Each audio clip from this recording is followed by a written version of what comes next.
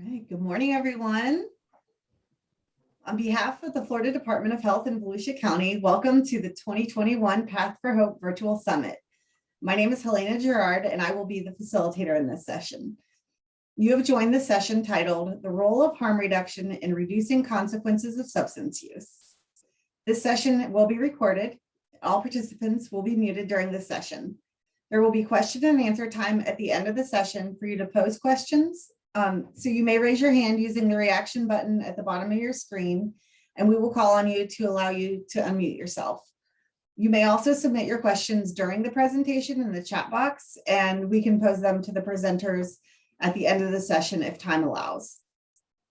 Thank you to the Path for Hope Summit Planning Committee partners, Advent Health, Community Coalition Alliance, One Voice for Volusia, SMA Healthcare, and the Volusia Recovery Alliance. It is my pleasure to introduce your presenters for this session, Kathleen Roberts and Melissa Salazar. Kathleen Roberts has over 15 years of experience in behavioral health at the local level, regional level, and at the state level. She received her Master's of Science in Criminology from FSU and a Master's of Science in Criminal Justice from UCF. She partners with coalitions, providers, and partners to address substance use at the community level. Prior to CCA, Community Coalition Alliance, she worked at the Department of Children and Families Office of Substance Abuse and Mental Health, or the SAMH office, focusing on programmatic, clinical, and policy areas. In this role, she served as the clinical team lead, Florida's National Prevention Network designee, and the state's epidemiology work group lead. And Melissa Salazar is a certified recovery peer specialist for Nassau and Duval counties since 2019. She was raised in Houston, Texas, and relocated to Jacksonville in 2018 to pursue her passion of offering recovery coach and supportive services in the recovery community. She is currently a sophomore at Florida State College of Jacksonville and plans to graduate in 2023 with a BA in addictions counseling. Melissa's interest in recovery supportive services came after her own lived experience with recidivism, homelessness, and addiction. A life of pain and trauma was transformed with the guidance of mentors and recovery coaches from Houston-based Santa Maria Treatment Center within the jail system. Melissa obtained her recovery coach training and certification in Houston, Texas in 2015.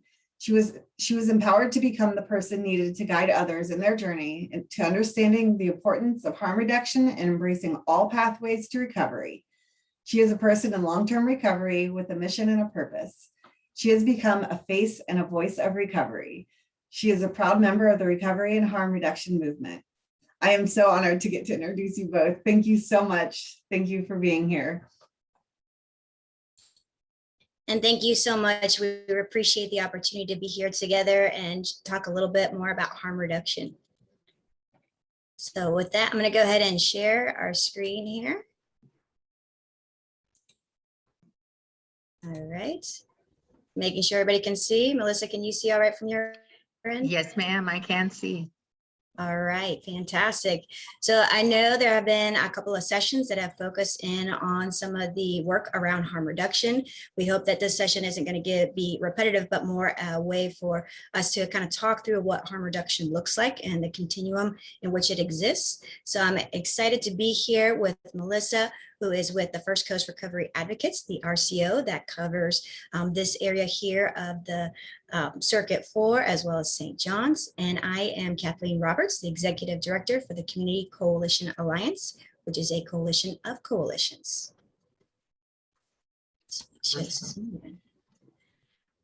Covering here today, we want to go over what harm reduction is, understanding some of the laws that relate to harm reduction in Florida, talk through some examples that are happening here in our state, and also identify some of the examples of barriers and challenges that are encountered as we work through this. Okay, well, thank you. For First Coast Recovery Advocates, we are the recovery community organization for Northeast Florida, and the service counties are Duval, Clay, Nassau, and St. John's. And so our services and support are mainly tailored towards recovery support services, case management and care coordination, overdose prevention education, also mutual aid and harm reduction support groups.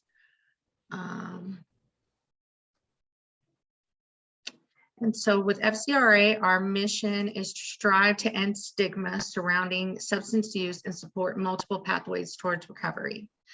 FCRA envisions a world where all individuals have equal access to the pathways of recovery, which include diversity, collaboration, advocacy, and education. And with the Community Coalition Alliance, we provide a forum for partnership, community involvement, and participation for having the interagency cooperation and collaboration so we could focus on issues with data-driven decision-making, evidence-based strategies, and focusing on risk and protective factors. With CCA, we cover a number of different roles in our agency, including having a membership organization with other coalitions across our area. We provide funding and oversight for contracts. We do training and technical assistance, and we have partnership engagements across various different community sectors. The mission of CCA is to serve as that collective voice of community coalitions that are working towards the health and wellness of Floridians. Our vision is of communities working together to provide Floridians a healthy, safe environment in which they can thrive. We're focused on looking at leveraging efforts, ideas, and opportunities. As coalitions that you are familiar with at the local level, they represent stakeholders from across the community, including health, law enforcement, education, a number of those. Our organization is the aggregate level of that. So our members represent the heads of each of those local community coalitions. By coming together, we can leverage ideas, problem solve issues and barriers, and also look to make sure that we're speaking the voice of our coalitions across our state with our various partners. With coalitions and the work that we do and the partners that we have, we are here to address the social context. We look at finding ways to support lasting attitude and belief change to drive behavior, and we move the data into action. We don't want to be just a group that comes together to identify where our issues are, but rather come up with what are those recommendations that would take those data points and issues identified into something different. We want to look at being more solution oriented. We want to move away from just continuing to identify where issues exist. So by leveraging the different partners that we have, we're able to have conversations to figure out what we can do. And that's why this conversation here today about harm reduction is so important, because that is an approach that we can all take part of, all the way from our prevention beginnings through the entire continuum of care into treatment and recovery and everything in between. So we're thrilled to be here today. And here is that continuum of care that I just mentioned with harm reduction and what we're going to be covering here today. There is a place for harm reduction across that entire continuum of care, within the promotion, within the prevention, within treatment, and of course in recovery. So we're thrilled to be able to continue on with that. So what exactly is it? So harm reduction refers to policies and programs aimed to reduce the harms associated with substance use. Grounded within public health, so considerable evidence of effectiveness. A perspective and a set of practical strategies to reduce the negative consequences of use. And it includes a spectrum of strategies from safer use to abstinence. Safer use to manage use to abstinence. The prevention of substance use related harm.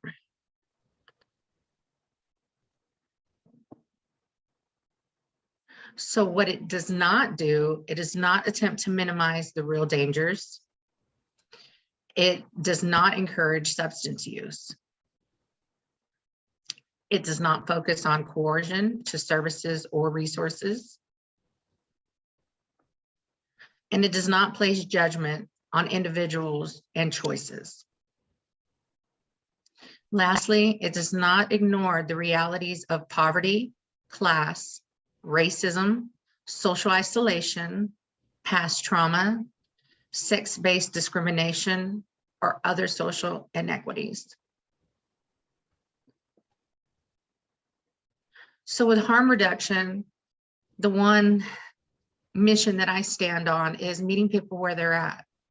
So understanding substance use is a part of our world. We want to focus to minimize its harmful effects. So substance use exists along a continuum. Individuals using substances for more than their substance use, lives worth saving. Establish quality of individual and community life and well-being, and also bring to the table individuals who use substances or history of substance use to have a voice in programs and policies.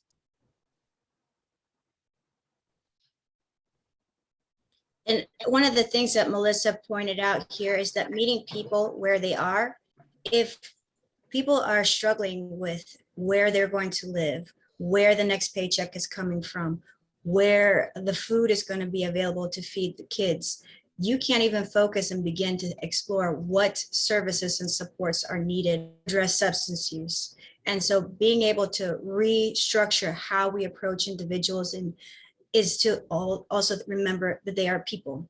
They're more than their substance use. They're there and they're ready to, when they are ready, we can connect them. But at first, we need to see where they are and what they're doing. And the approach here avoids exacerbating the harm that's caused by substance use. It treats individuals with the dignity, the human rights. We talk a lot about stigma and what that means, but we don't often look at what can we do to change the role of stigma. If we first start looking at individuals as individuals, not as an addict, not as someone who is an opioid user, a heroin user, a user of something, you're losing out on the individual. And when we think of how are we going to help individuals, you can't think through the help part if you don't see them as the person. So with the approach, it focuses on various types of interventions. It can, as Melissa mentioned, it exists across a continuum, and there's various ways that we can look at what harm reduction can do and benefit. It's based on prioritizing the achievable goals. What are those small wins we can do now? What are the things that we can focus in on first so that we can make sure that that individual has that opportunity to make another choice? We talk a lot about, the trainings that you've seen here, presentations about Narcan, about connecting with peers, and all of these different things that we do are there to ensure that the people that we're working with, that person-centered, that individual has an opportunity to make a choice again. And so in this approach, it's also really important because we'll talk through some of those barriers and challenges is harm reduction is not focused on trying to bring in drug use. It's not promoting that. We saw the listing of what it is not. It is also, the approach is neutral to regarding legalization and decriminalization. It is focused instead on the individual and what that immediate need is for the person. How do we also minimize the consequences that occur as a result of substance use? How do we focus in on reducing and making the impact of that less on an individual? So this approach is not condoning substance use, and it's not condoning individuals, but rather looking at individuals and what those needs are to figure out how do we fill in those gaps? What are those immediate steps that we can take to minimize the negative impact? So language matters. Person-first language and accurate health terminology. We want to avoid language that can be stigmatizing or inaccurate. As example, refer to individuals as people over addicts or abusers. We want to move away from terms that add judgment, describe an individual as abstinent over clean. We refer to methadone, Vivitrol, and buprenorphine / Suboxone as medications rather than drugs. And so when we talk through these things about what does harm reduction do, and what exactly are we hoping those outcomes to be, is it provides the access to tools and services so that individuals are able to make safer and healthier choices. It is also focused in on bringing in those strategies and ideas that are going to decrease those negative consequences that are related to substance use. It provides multiple pathways and options. When we talk of recovery, we talk about everyone's journey is their own, and that uniqueness is what's needed. So when we think through this approach, it's the same thing that applies. We have to bring in to what is going to work for that individual. We're person-centered. And it's also there to focus in on reducing the harm. The next steps later on to connect to services, to connect to some other supports, those are the steps that we will get to. But in order to get there, we have to also sometimes reduce some of the harms that come with substance use. And it's not a new concept. Harm reduction has been around for quite some time. And in fact, there are a number of things that we do in our everyday life that is looked at as harm reduction. Seatbelts. Seatbelts are things that we have in cars now. We didn't always have them. In fact, at some point, there were times where you actually had to pay more to have a seatbelt that would come with your car. And so those are things that are designed to reduce the harm. Should a crash happen, this will help to protect you. Same for helmets. Helmets, I remember growing up, we didn't have to have helmets as kids riding bikes. Now it is something that is recommended for kids to have because it reduces the harm. It is not saying, do not ride your bicycle, do not get in a car, but here are some resources and tools that we can provide to you so that should something happen, this will help to protect and minimize those negative impacts. There's also a lot that's in the health-related field. We talk about some of the school education. We talk about nutrition, dieting. Alcohol is another great example. We see oftentimes in a lot of the bigger holidays of the year that we see more push for alcohol consumption, such as New Year's Eve, big tailgate parties. And so some of the messaging that sometimes you'll hear is not don't consume alcohol. There are things like make sure that you know how much you're consuming. Be aware of your BAC level. Look for and identify your designated drivers. There's programs that are out there that you can call for a ride for free to make sure that you're not driving home under the influence. There's efforts that we do also called responsible vendor training, where we're training on how to make sure that you're not overselling the alcohol to someone that's consumed too much. There's also tips of looking at that alcohol content, information on dangers of what to be aware of. So these are all examples of what harm reduction efforts look like. It is an approach in which you're doing some kind of a strategy, some kind of an action, information that you share to reduce a negative outcome that could take place. Tobacco has also had a lot of harm reduction efforts that are ingrained in there. A lot of the efforts to reduce use through the use of the nicotine patches, the vapes, all those types of things, efforts to encourage change in the tobacco style. So it's not immediate cease and desist, but more of here's some things you can do to start minimizing some of those negative effects. Prescription medication is another area in which we've done a lot, and we've seen a lot of harm reduction efforts. One prime example is the twice a year, the DEA does the take back efforts that are offered in the spring and in the fall to take back medications from the community. There are also disposal sites and then also disposal kits to deactivate prescription medications and be able to throw them out in the trash. So it's not the focus on the message there is not necessarily do not use a substance, but here are some tools to help that could help minimize some of those negative effects. So, and harm reduction is not new, although we're hearing more about it as we're going through. We've also seen a lot of harm reduction efforts that were happening in the 80s, centered around HIV/AIDS, hepatitis, a lot of the education that was being done, the connection to the medical clinics, all of those things. So it is our opportunity now to kind of look at that and reframe things on how do we take this approach and weave it into the work that we do all the way from our prevention and all the way through the entire continuum of care so that we are doing these steps to be able to help individuals, again, the focus on individuals, to be able to have that opportunity to continue to make their own choices. And again, we put this in there just to show there are so many different ways in which we can weave in what harm reduction looks like, all the way from the beginning of promotion with the information sharing to resources that we can distribute through the treatment and then into the recovery and supports. So if speaking on the prevention end, one of the things that we can share is that we do a lot of work in educating about the risks of prescription medications to prevent some of the onset of opioid use disorder. We participate in those drug take-back events. We do a lot of work to also educate about what naloxone is, distribute some of those resources out across our communities, and really be able to promote more of that public health approach as we're going through and having these conversations. It's great that we do a lot of the work on the prevention message to try to reduce the start of substance use for youth, talk to adults to address the issues and the risks. But it is also important to be able to bring in these other types of efforts so that we can share that across, because we need to make sure that we are meeting the needs of the individuals within our community.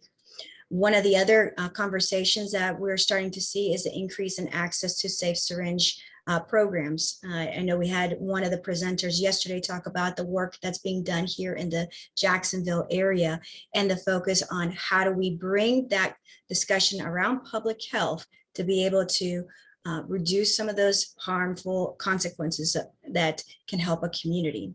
So there are so many different ways in which we can look at what harm reduction is and what that looks like within your community. So one of the resources that I like to offer to some of my participants when I'm conducting my outreach in harm reduction services, we want to give them the information on the Never Use Alone hotline. So this hotline is meeting people where they're at. In the event that they are going to use alone, they can have somebody on the other line to monitor them, make sure that they're responsive. And if they are unresponsive, they will call emergency services to their location.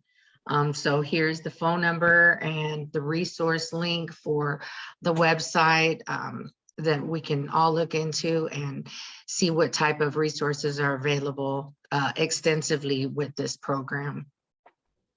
And as Melissa was saying, we focus in on this is without bringing judgment to the table. When we talk about sharing out resources, when we talk about how do we connect individuals to what is available out there, we bring it to the table without the judgment, without any of those negative things that we sometimes we hear in conversation. So that, again, we're trying to really address that stigma part. We can't keep saying we're going to address stigma if we don't start making it in action and practice. Correct. So how does it help? It increases the referrals to support programs and health and social services by reducing stigma and increasing access to health services. We want to reduce sharing the use of substance use equipment, reduce hepatitis C and HIV, reduce overdose deaths and early deaths among people who use substances, including alcohol, and increase knowledge around safer use substance practices.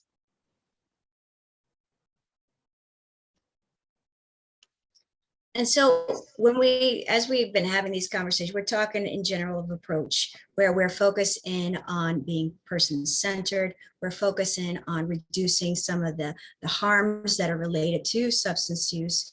And so now we think of what are some examples of that? What can we look to see what's happening in Florida that drives in that harm reduction approach into the pilot projects or the initiatives or programs that are being implemented across our state? Melissa and I had the opportunity to talk a little bit more about this at a recent rural opioid summit.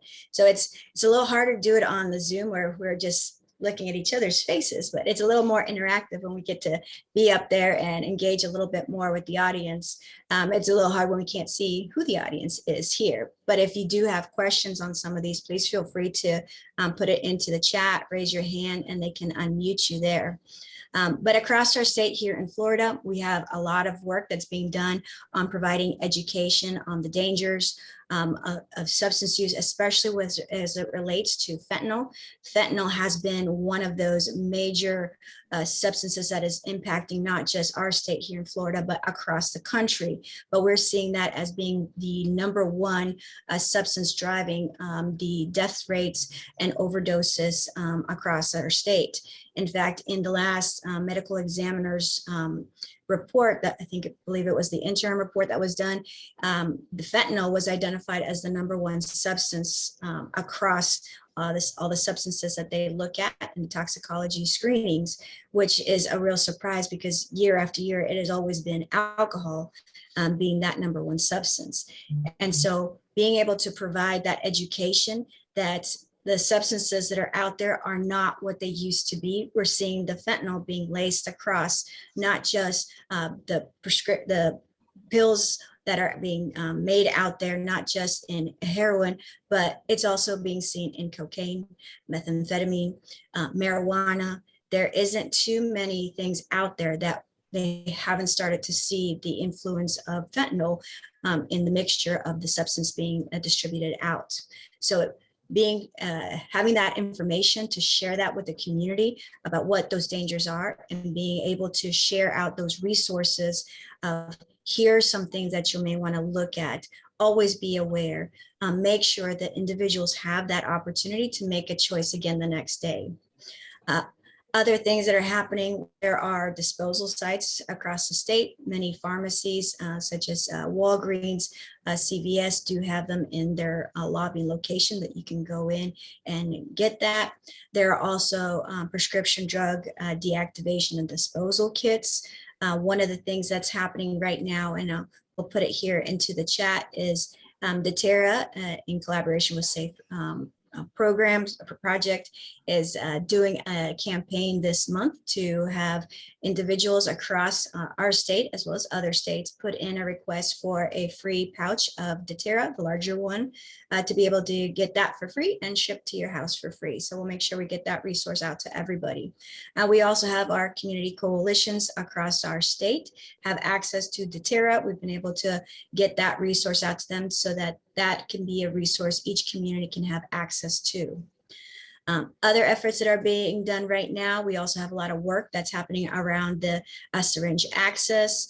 There's in the Duval area, you've heard a little bit about some of that work, but there are also other places. Hillsborough, I know, is working on that. Miami already has one up and going, has been, because that's where the original site began.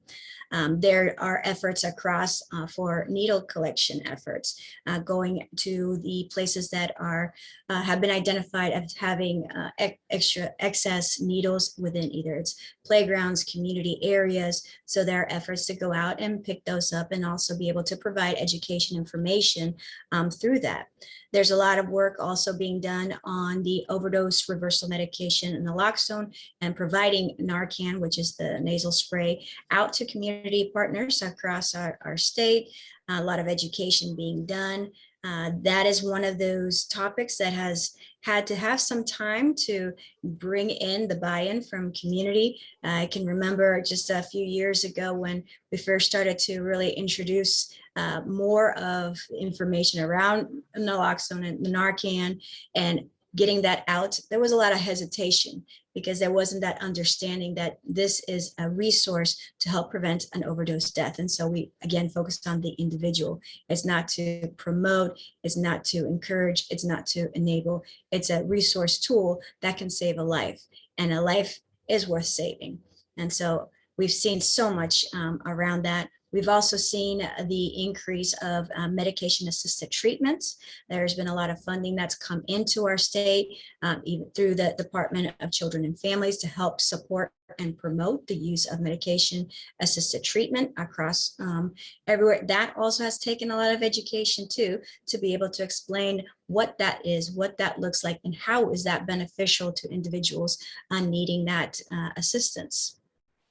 There's also areas that are doing drug checking. So one of the tools that's available are fentanyl testing strips. I mentioned that fentanyl has continued to climb as one of the biggest substances of influence that are affecting death and overdoses in general. So there are efforts that are being able to give out these testing strips to check and see if the substance that you were going to think of taking has fentanyl in there. We know that fentanyl is more potent than what we see across the regular opioids. In fact, it is about anywhere from triple to quite a bit more potency level when we look at the amount of fentanyl that would take for an overdose and the amount of it would take for street heroin by itself with no fentanyl. It's a huge difference, and we wish we would have had that visual for you, but it's just amazing just how much that is spreading across our area. There are also different pilot projects happening across our state that are allowing for housing options that are outside the abstinence only approach, to be able to give individuals that opportunity to meet them where they're at, to be able to make sure that there is the understanding of things like medication assisted treatment that are critical for individuals that are down that road of recovery. There are also efforts out there for managed alcohol programs. We have also different pilot projects happening at hospitals where individuals that coming into the emergency department are being met with peers to be able to help them in getting connection to supports. Hopefully the conversation for some services, but if not services, at least where they can get some resources and information for what they available resources there are for them. We've heard a lot of different projects that are also happening where they're trying to bring peers in even earlier than before an emergency crisis at the emergency department by connecting them with different programs that are happening, like Inspired to Rise has some programs that she just recently presented here. We have others that are trying to connect them as they're coming out of the jail system, so that we're looking at ways that we can connect those individuals before the crisis and an overdose occurs. So many different efforts that are happening. And Melissa here is going to share a little bit more about what that looks like at that local level and what are some examples and great successes that are being seen in the Jacksonville area. Thank you, Kathleen. So one organization that I've partnered with and co-founded with Nikki Rodriguez is Underground Recovery Jax. So it's a grassroots initiative, and on the corner in the bottom right is our slogan, "Any positive change," by our harm reduction father, Dan Big, who recently passed away this year. And so in efforts that Underground Recovery Jax has been doing, and has been tracking the overdose rate in the end of 2019 to present. We have collaborated with CCA and Florida Harm Reduction Collective, where we distribute Narcan and do on-the-spot training.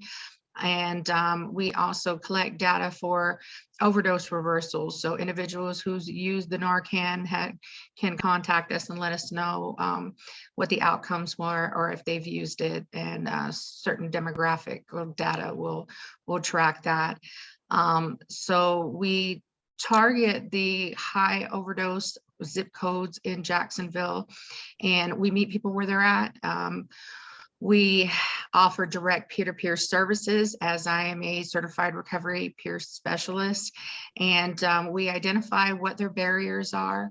We try to remove some of the barriers, and we link them to HIV, STI, Hep C testing, treatment, and when they're ready to get substance abuse treatment, we refer them out to multiple agencies that we partner with across Florida.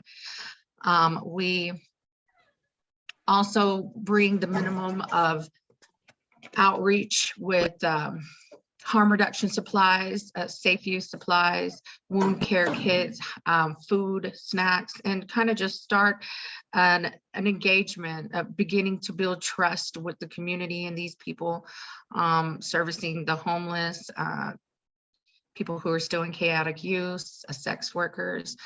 So we don't discriminate against anybody. We just literally want to find out what options they've used as far as treatment, how were they stigmatized, and if there's any way that we can get them towards a pathway to recovery. We want to just be there to offer them the tools when they're ready, and just be a support team for them when, you know, they're ready to get out of the life that they're living. So that's one way that, you know, multiple ways that Underground Recovery Jax is helping Duval County. I believe we have another slide, Kathleen. All right, so what we have done is built hubs of Narcan for peer-to-peer distribution. Like I said, we do Narcan training, outreach, and safe supplies, the linkage, data collection. And so on the right, you can see some of our outcome highlights in the months leading up to January 2021. And in these months, these are how many units of Narcan that we've been able to give successfully to individuals. And they've also giving us reported reversals. So that's some good data that we're able to track with. And Can so I just also, highlight one thing, Melissa? This is so exciting to me. The numbers that she posts here for the reported reversals, we always think of statistics as these are the numbers that we put on there to highlight success stories. Those are people. Those, the 27, the 16, the 94, the 12, those are individuals that now have the opportunity to make another choice. And for that, Melissa, I applaud you and the team that you work with, because it's amazing. Those are people that otherwise may not have had the opportunity to be here the next day. yes, definitely.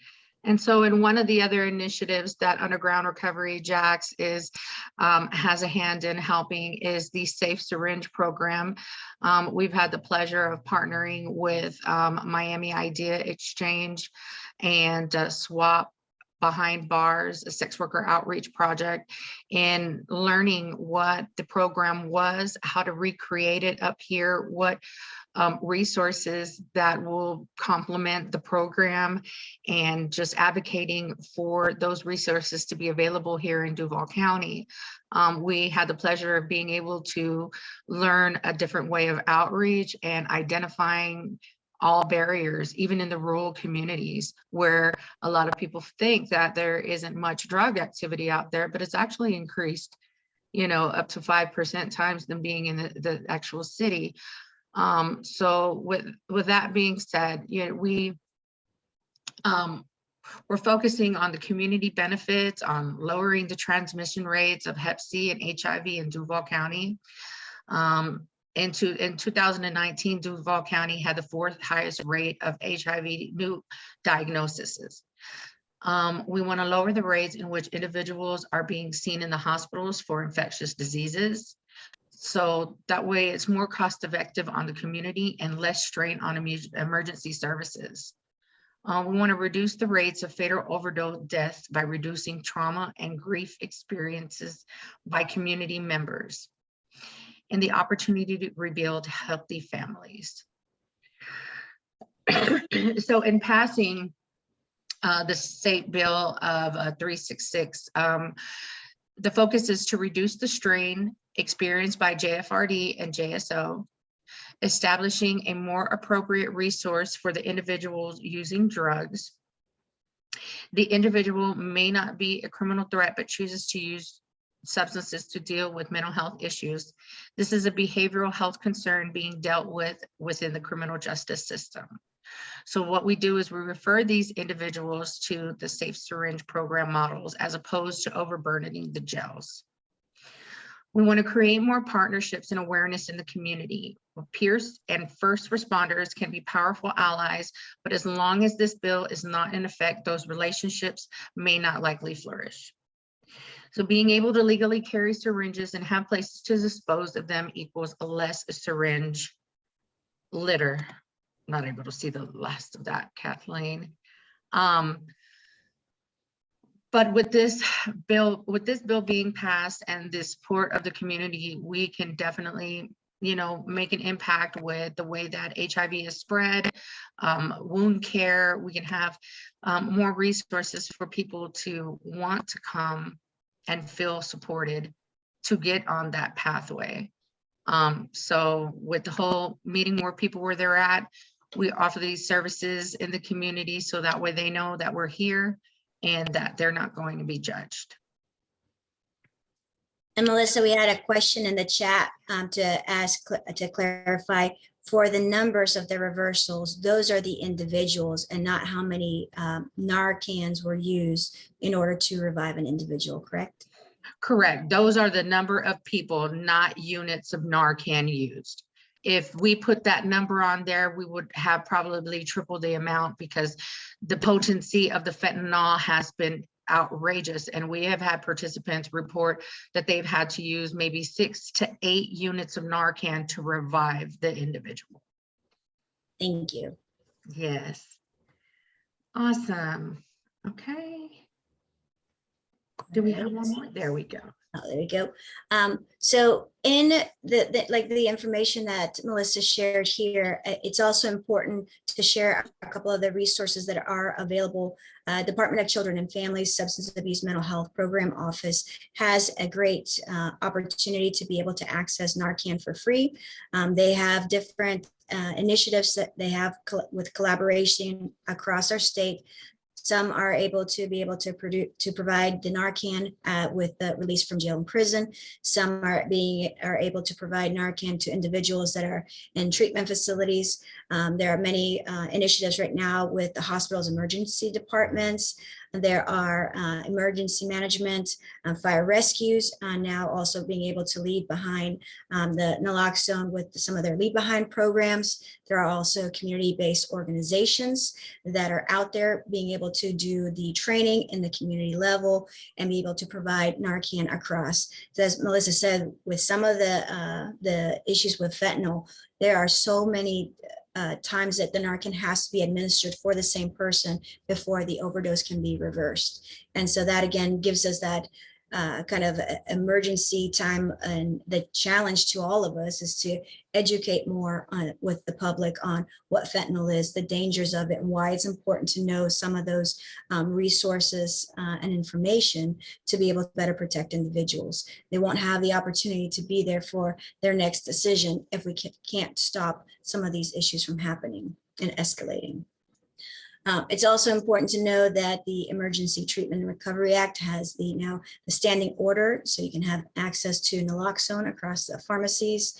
There are a number of training and messaging efforts that are being done, safe signs and symptoms, Narcan and overdose prevention, safe storage disposal. There's a lot of resource distribution happening, community outreach, like Melissa was sharing, of what's happening here in the Jacksonville area. But there's, those kinds of things are happening. We just need to be able to expand the understanding of what those efforts look like, and be able to embrace and support the opportunity to reduce some of those negative consequences that come with substance use, and start changing that conversation.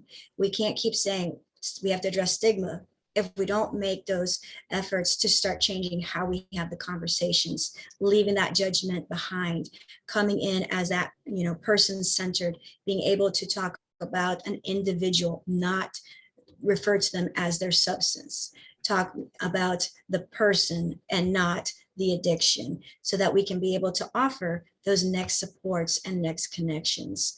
And that is going to take, it's going to take a little while. I mean, just with the conversation on Narcan, we saw that took a couple of years before we started to finally see the embrace across different communities. We still run across sometimes conversations where people are a little hesitant, but it just requires more education and training about what that is and what that looks like.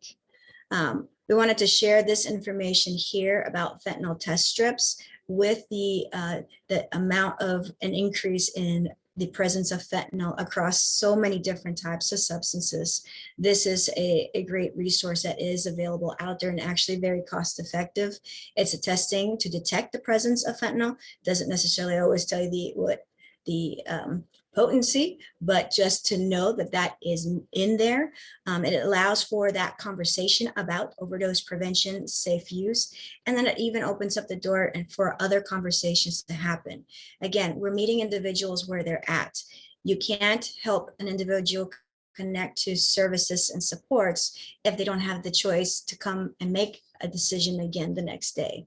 So it's really important that this becomes part of those conversations, part of the education. We know of some of our law enforcement partners that have this to be able to use and also to be able to speak about this. Some of the mobile medical units that also have these things, but they are available and they're very inexpensive. And several of the federal grants are starting to put allowances for the purchase of fentanyl test strips for the grant. And as you know, grant funding sometimes comes with quite a few restrictions. So we want to make sure that you're always looking to see if that isn't allowable. But for some of the federal grants, we have seen the change in language to be able to allow for things like this in the purchase.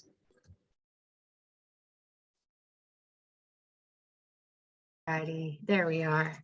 So with peer support, we have the hospital pilot program, which is Project Save Lives, community outreach, just like First Coast Recovery Advocates, FCRA, and Underground Recovery Jax.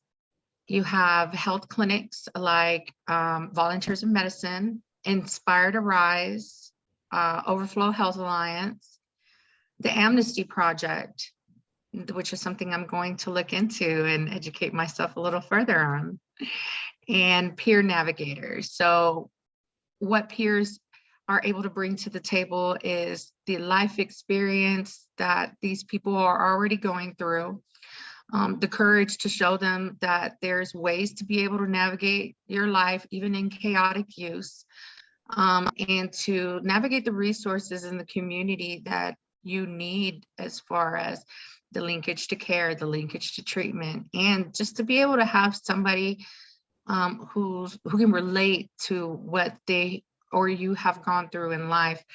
It's the best connection that you can make to an individual to allow them to make those healthy choices. I'm really proud and honored to sit here on this panel today as a certified recovery peer specialist. It lights up my life and it brings so much joy to be able to meet a person just where they're at and let them know, hey, I've been there, I've done that. If you need to hear my story, here it is. I may look like this today, but I didn't look like this 10 years ago. And to be able to just, sit down there with them and be present and just find out what is going on or how did they get to this point, and just show up.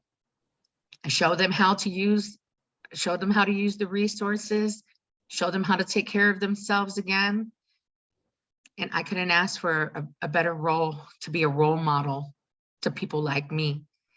So, I'm just very grateful that peer support has came into play, into existence here in Florida.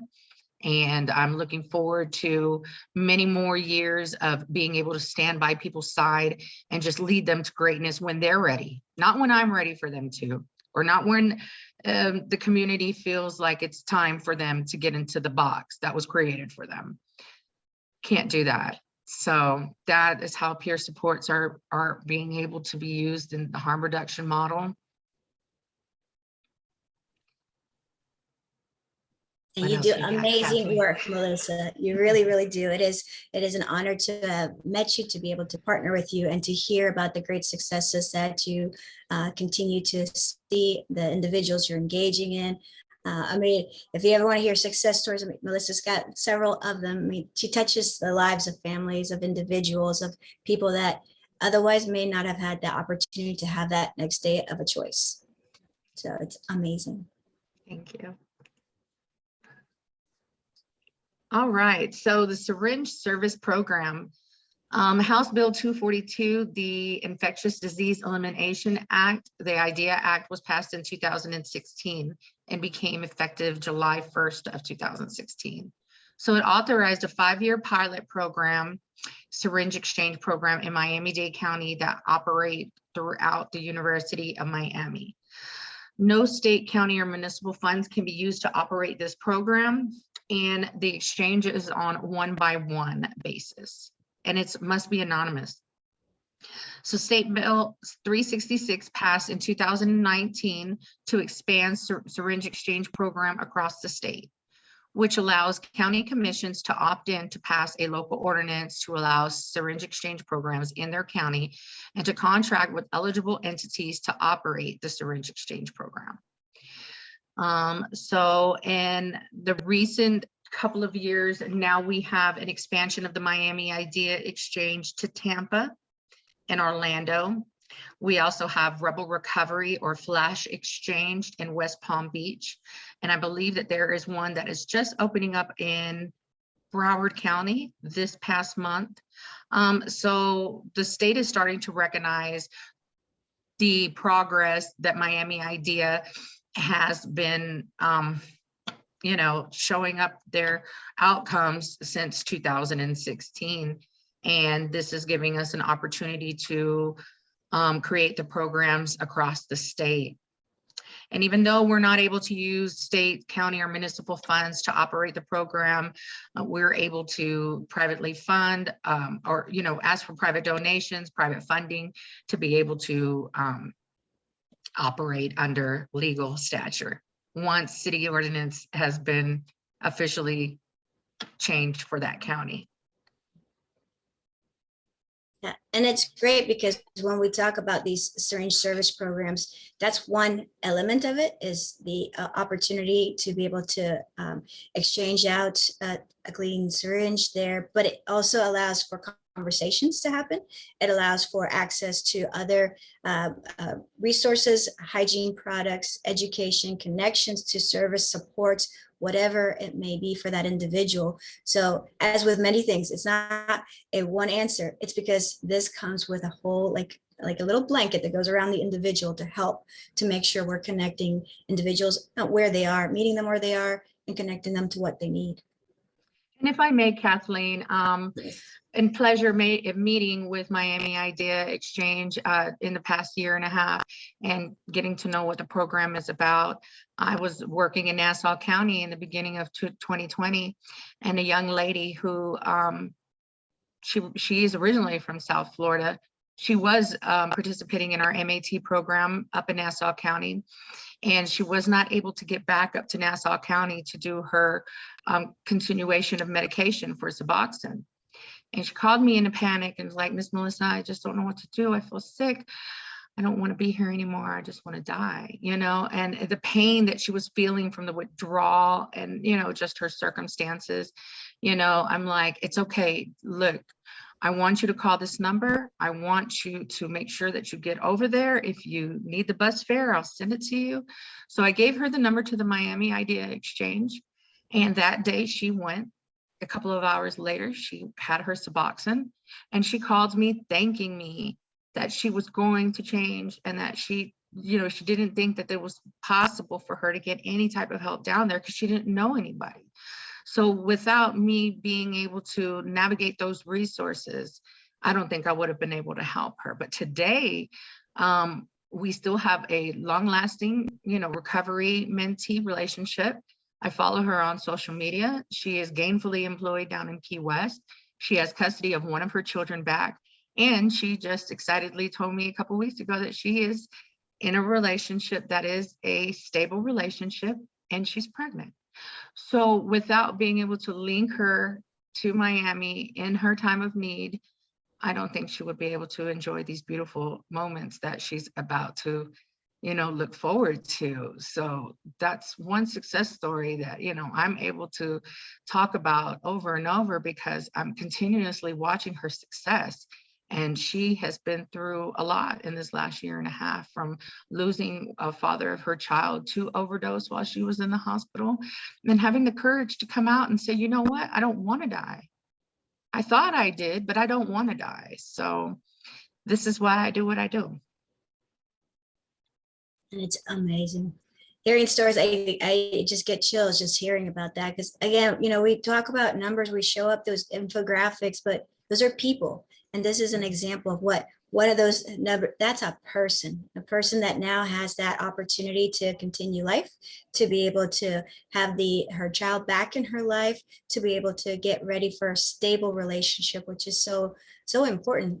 We need those connections. So that's amazing, Melissa. Thank you so much for sharing that. Yes. All right, so we'll move on to Florida's naloxone law. Florida Emergency Treatment and Recovery Act. So this allows naloxone to be prescribed and dispensed via non-patient specific standing order. So it allows pharmacies to operate under a standing order, and it does not require them to. All CVS and Walgreens pharmacies in Florida operating under standing order.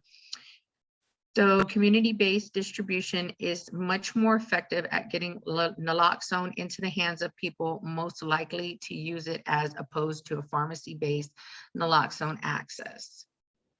So this gives, this gives organizations and individuals an opportunity to get Narcan from the pharmacy, and if they can't, then they can get it from a community-based organization that's able to distribute.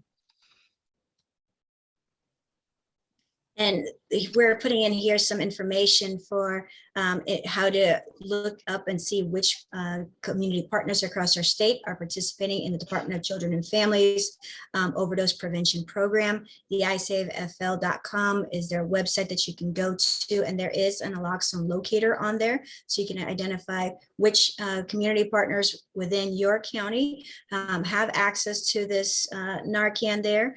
And if not, you can get naloxone from pharmacies, but it's also important before just going to make sure that you call first. Make sure you ask about whether naloxone is in stock.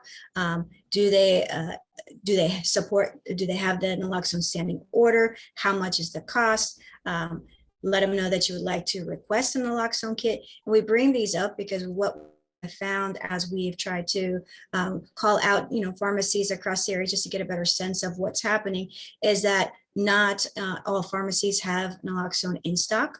The cost varies depending on the pharmacy. There is also sometimes not understanding necessarily of who you may ask questions to. You don't always get the pharmacist. Sometimes you get the person that's at the front desk at the cashier. So you need to be able to have these questions on hand so that you don't just start driving from place to place. So that's why we've included that there. I know we're starting to run short on time, and so we just listed these couple of things here. The Good Samaritan law is a really critical piece, because that is hopefully to allow individuals to feel a little bit more at ease about calling for help, to make sure that they understand that they're not going to be held, they're not going to get in trouble for calling for help. The original Florida's Good Samaritan law was enacted in 2012, but it then got enhanced back in it got enhanced to allow for additional supports and protections. That includes for if you're calling in about underage drinking. So it covers a wide range of different situations. So we'll include that there. There continues to be a number of myths and misinformation that harm reduction doesn't work. It just keeps addicts stuck. Again, the language, as you can see, it's very stigmatizing right there. It's encouraging drug use.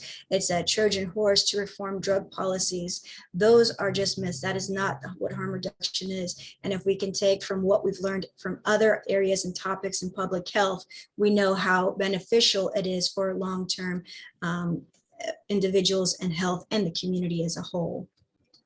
And I've got a couple of those barriers here, but Melissa, I think we've got a couple of questions in the chat.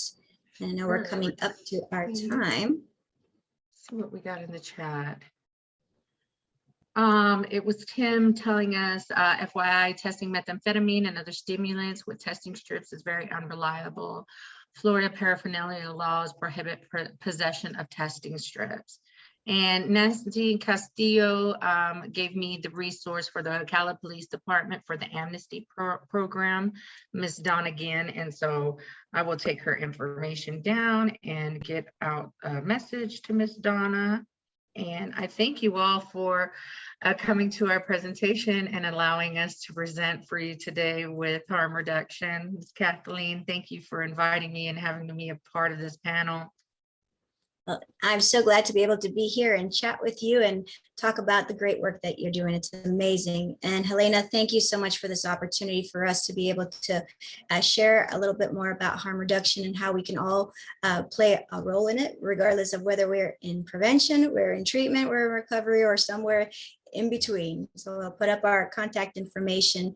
And Tim, thank you for putting in the information about the paraphernalia piece. We're going to look into that a little bit more. I feel like there was some kind of a way around it, but we'll find out and we'll touch base with you. Thank you so much. I had goosebumps half the time. I thank you so much. I really appreciate it. I love the human aspect of it. I'm so glad that you kept reiterating that. And we are out of time for questions, but anybody, if you have questions, feel free to shoot me an email, and I will reach out to Kathleen and Melissa to get those questions to them. So other than that, thank you so much. Thank you all for attending. Please use the link in the chat to complete your evaluation survey for this session. Thank you to Florida State University for managing the summit evaluations. And please go to your summit program PDF or visit pathforhope.com/summit 2021 and click on the link for today's plenary at 12:40. And without any, I will end the meeting. Thank you so much. Thank you so much. Thank you. Have a great one, everybody.